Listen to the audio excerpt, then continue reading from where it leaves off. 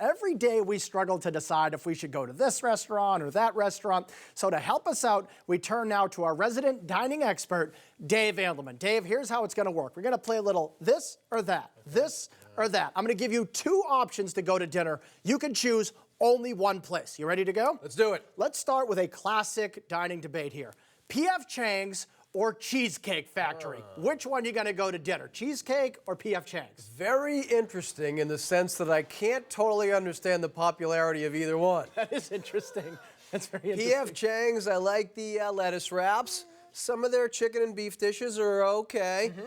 But I got to go with Cheesecake Factory. Cheesecake Factory's the winner, okay. I used to hate the Cheesecake Factory. I have to admit, it has grown on me. Maybe it was the small plate snacks type menu. Nothing is especially great, but they got everything. They do. Portions are big. Yeah. So I think I have to side with the Cheesecake Factory on this one here, Dan. I would think, all things being considered, you have actual cheesecake, like 90 different flavors at one place, so I think you'd probably go Cheesecake for the win. Yeah. All right, here's another one. Battle of the Steakhouses. Which place are you going to go to? Ruth's Chris Steakhouse or the Capitol Grill? You can only go to one, Ruth's Chris or Capitol Grill. Another good one. I love when they opened Ruth's Chris in that beautiful old building that used to be the old City Hall.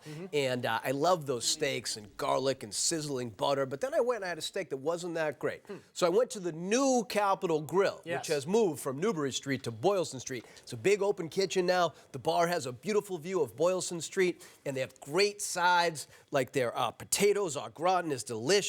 And I had their coffee encrusted sirloin. Yeah. This is with Kona coffee, perfectly cooked on the grill, covered with shallot butter over the top. So I will go Capitol Grill on this or that. Capitol Grill for the win. There we go. Now here's a more obscure food fight, if you will. You have two choices to go to dinner. You can go out to a Chinese buffet, or you can go out for Brazilian barbecue.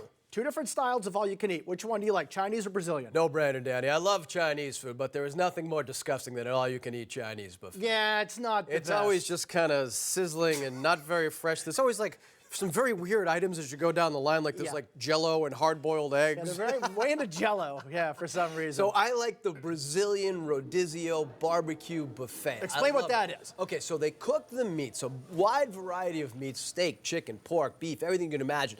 And then they bring those out. The waiters bring them straight to you. You slice off what you want, so the food is fresh, delicious. To me, it's even better than going to a buffet. When you go to a buffet with your friends, everybody gets on a different time clock. You don't really see each other. So there's a place called Brazilian Buffet, or Brazilian Barbecue, excuse me, on Main Street in Woburn. The food is delicious here, including some of the best filet I ever had in my life. Well, there it is. So the man will take the Brazilian over the Chinese in this case. Last but not least, here's a food fight. You can only go to one restaurant.